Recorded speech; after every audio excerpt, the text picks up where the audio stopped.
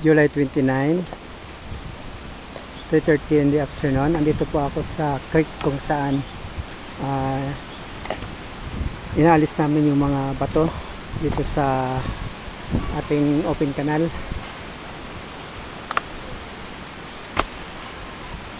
Dito namin inakyat kanina yung mga bato, so ililipat na dito sa taas.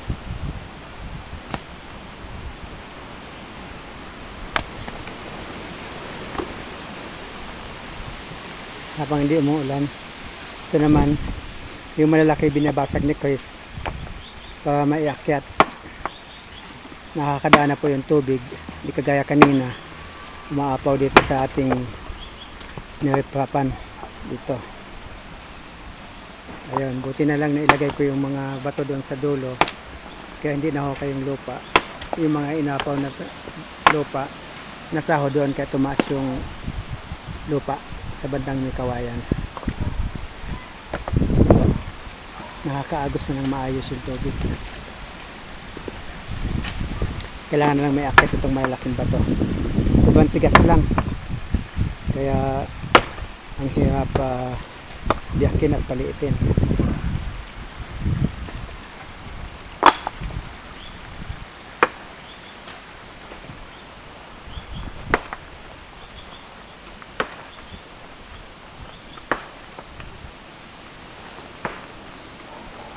Ito naman po yung creek na galing doon sa atin.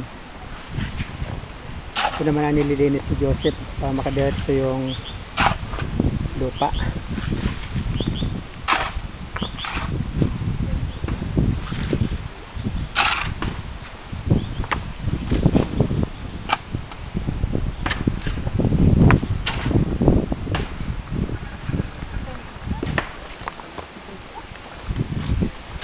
Ayan po, dito sila nagtutulong ni Nono.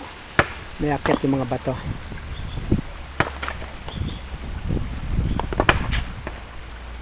Gumawa na ng sariling daanan ng tubig.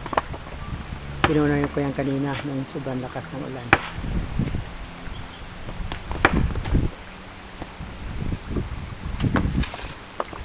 Naalis na yung mga bamboo na nakaharang.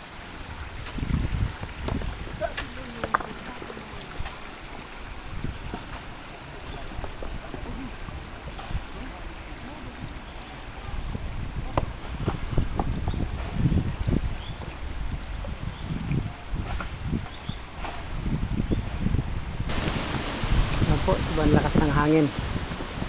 Yung isang kawayan nabali na.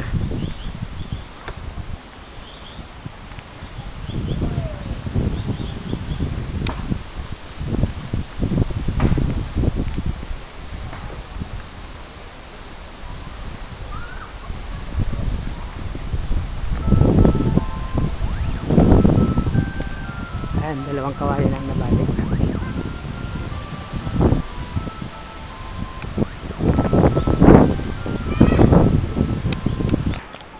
Ayan po, sa lakas ng hangin kanina, pati yung langka, yung malaking sanga niya nabali na.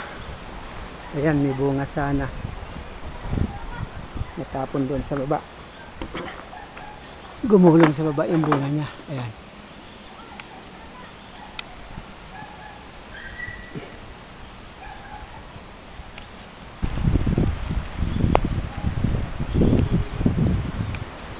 yung mga sanga ng langka kaputulo na. Buti doon sa tumumba, walang halaman na